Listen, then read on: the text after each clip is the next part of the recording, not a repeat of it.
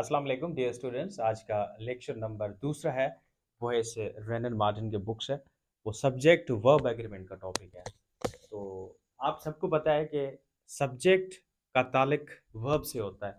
अगर subject singular है तो वर्ब सिंगुलर इस्तेमाल किया जाता है, और वर्ड अगर वर्ब प्लूरल है तो अल्टीमेटली सब्जेक्ट आपका प्लूरल होना चाहिए। तो ये ज़रूरी नहीं है कि सिर्फ सब्जेक्ट जो है हमारे I, we, you, he, she, it, name और दे होते हैं। तो कुछ कॉम्प्लेक्स सेंटेंसेस भी हैं जिसके हवाले से हमने ये चीज़ें देखनी है। नंबर वन क्वेश्चंस की तरफ बढ़ते हैं। द रिजल्ट ऑफ स्टूडेंट्स, यहाँ तक ये जो है ना पूरा पार्ट सब्जेक्ट है, लेकिन इस पूरे पार्ट के अंदर जो मेन वर्ड है जो वर्ब को क्वालिफाई करेगा वो है आपका रिजल्ट। अब ऑफ स्टूडेंट्स ये है प्रीपोजिशनल फ्रेज, इसका वर्ब के साथ कोई ताल्लुक नहीं है, इसलिए रिजल्ट सिंगुलर है तो हमने वाज का इस्तेमाल करना है, नॉट वर का इस्तेमाल करना है। तो पेज नंबर 235 पे आप देख सकते हैं दूसरा नंबर सवाल। The introduction of T and coffee and such other beverages has आएगा। वजह द इंट्रोडक्शन की बात की जा रही है, पेज नंबर 235 पे बात की जा रही है। और उसके बाद नंबर दूसरा sentence, the qualities of chair. अब देखें बात क्वालिटीज की हो रही है। ऑफ चेयर ऑब्जेक्टिव कैसे, यानी प्रीपोजिशनल फ्रेज है, तो इसलिए ऑफ जो है प्रीपोजिशन, चेयर जो है नाउन है, तो प्रीपोजिशनल फ्रेज अब हम आर लगाएंगे क्योंकि बात क्वालिटीज की हो रही है। नंबर थ्री, अली एंड औसिफ, इसमें ना जरा चेंज आ रही है। ये रूल कह रहा है कि जब भी दो नाउन या दो प्रोनाउन एंड के साथ जुड़ते हैं तो वर्ब जो है आपने प्लूरल इस्तेमाल करना है। तो अली एंड आसिफ आर होना चाहिए, ये इज नहीं होगा। उसके बाद number four, every girl and boy. अब देखिए इसमें आपने देखा एंड है, यहाँ गर्ल और बॉय है, लेकिन इसमें एक चीज है, ये राइटर कह रहा है जब भी किसी सेंटेंस में एवरी अगर आ जाए, ईच आ जाए, तो आपने वर्ब सिंगुलर इस्तेमाल करना है क्योंकि हर एक सब्जेक्ट की इंडिविजुअल बात की जा रही है। तो every girl and every boy, इसका मतलब है हर एक अलग अलग गर्ल और बॉय की बात की जा रही है, तो आपने इज इस्तेमाल करना है, नॉट नॉट वर। तो इज या वाज इस्तेमाल करना है, सिंगुलर इस्तेमाल करना है क्योंकि एवरी का कमाल है यहाँ पे। नंबर फाइव, अब यहाँ पे ये बहुत इंपॉर्टेंट रूल है, कह रहा है words join to a singular subject. Singular subject के साथ अगर वर्ड्स, ये कौन से, विद, जैसे विद हिज फ्रेंड्स, और दूसरा एज वेल एज, तो आपने जो वर्ब इस्तेमाल करना है इन चीजों को देख के इस्तेमाल करना है, इनका अब कोई ताल्लुक नहीं है। तो Ali with his friends, have नहीं आएगा, हैज होना चाहिए, सिंगुलर आएगा यहाँ पे। तो इसी तरह number six, Sindhi as well as Urdu, are नहीं होगा, अब यहाँ पे भी आपका इज होना चाहिए क्योंकि सिंधी की बात हो रही है। नंबर सेवन, ये बहुत इंपॉर्टेंट है, आर्टिकल का कमाल है वर्ब सब्जेक्ट के अंदर। The teacher and head master.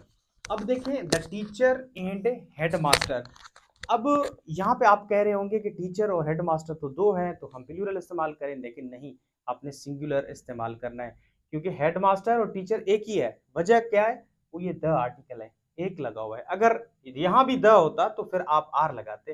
The teacher and head master, आपने इज इस्तेमाल करना है, नॉट आर इस्तेमाल करना है क्योंकि एक ही शख्स की बात की जा रही है। हाँ यहाँ देखें eight, the teacher and the headmaster, अब ये द अलग अलग से इस्तेमाल किए हुए एंड के साथ, तो आपने आर का इस्तेमाल करना है, नॉट एस का इस्तेमाल करना है।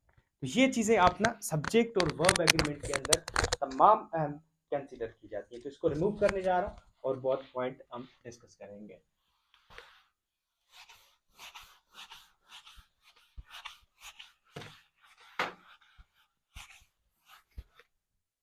अच्छा जी, यहाँ पे एक और रूल है जो कि बहुत इंपॉर्टेंट है, आइदर और नाइदर के साथ जो ताल्लुक है।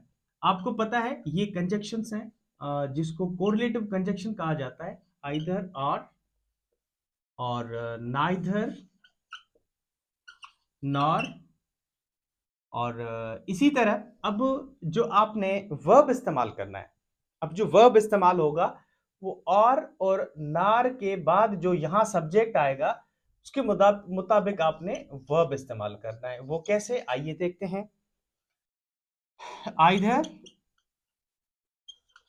अली आर, आइदर के साथ आर हिज फ्रेंड्स।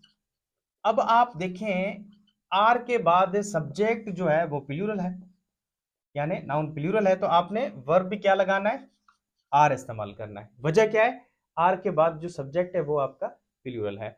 अगर इस तरह होता neither his friends, neither his friends नार ही, अब आप क्या लगाएंगे, इज लगाएंगे, आर लगाएंगे।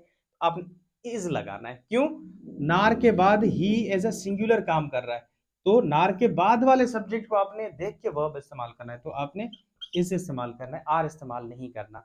तो ये चीज आप ना इंपॉर्टेंट कंसीडर करें। ये पेज नंबर जो है 236 पर मौजूद है। उसके बाद ये एक और पॉइंट जो कि बहुत ही कंसीडर की जाती है इम्तिहान में, ये है कि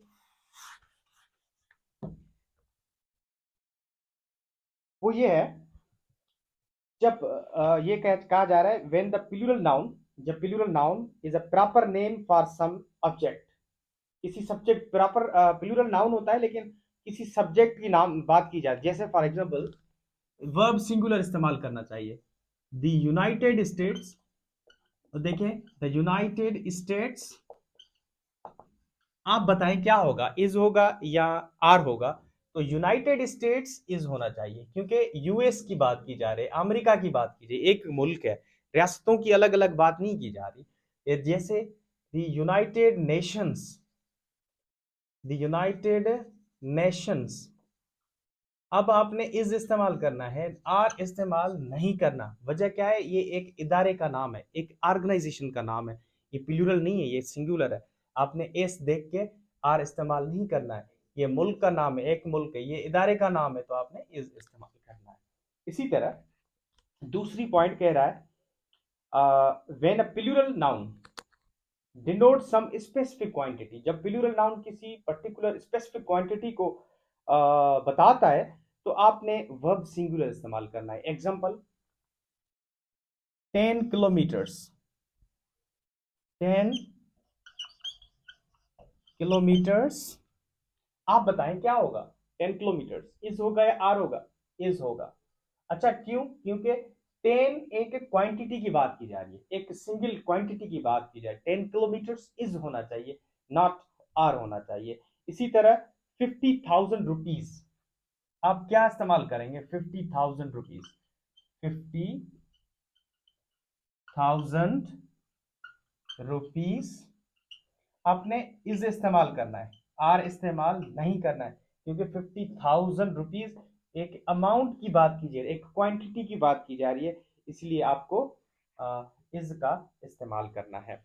और इस तरह बहुत सारे और भी जो है सेंटेंस आपको दिए जा सकते हैं। और उसके बाद एक दिखते तो प्लूरल है लेकिन वर्ब जो है अपने साथ सिंगुलर उठाता है, वो कौन से नाउन है, आइए देखते हैं। जैसे न्यूज, स्टूडेंट समझते हैं ये इज लगा हुआ है तो प्लूरल है तो हम आर लगाए, नहीं, न्यूज इज होता है। मैथमेटिक्स, मैथमेटिक्स आपने ये नहीं समझना है प्लूरल है, आपने इज इस्तेमाल करना है, एक सब्जेक्ट की बात की जाए। मीजल्स एक बीमारी का नाम है, मीजल्स एक बीमारी, वबा बीमारी है, तो आपने इज का इस्तेमाल। इलेक्ट्रॉनिक्स डिपार्टमेंट इज होना चाहिए, इलेक्ट्रॉनिक्स इज होना चाहिए, क्योंकि एक पर्टिकुलर फील्ड का नाम है, तो आपने एस देख के आपने परेशान नहीं होना है। कुछ वर्ड ऐसे होते हैं लगते तो सिंगुलर है लेकिन अपने साथ प्लूरल उठाते हैं, जैसे पुलिस, पुलिस इज नहीं होता, पुलिस आर होता है। आर्मी हैज नहीं होता, आर्मी हैव होता है। और उसके बाद कमेटी, कमेटी हैव होना चाहिए।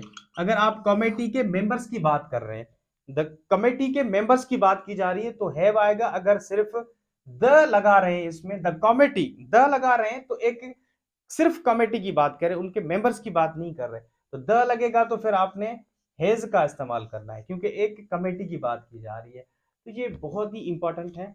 एक्सरसाइज आप इसमें से करना, एक्सरसाइज नंबर 110 है। एक मैं सेंटेंस दे रहा हूँ एक्सरसाइज से, बाकी आप खुद कर सकते हैं। आइए, एक एक्सरसाइज में सवाल है, the formation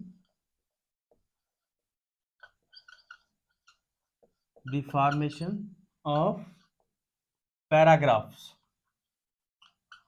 the formation of paragraphs. आप बताएंगे आर लगेगा या इज लगेगा, जल्दी बताइए।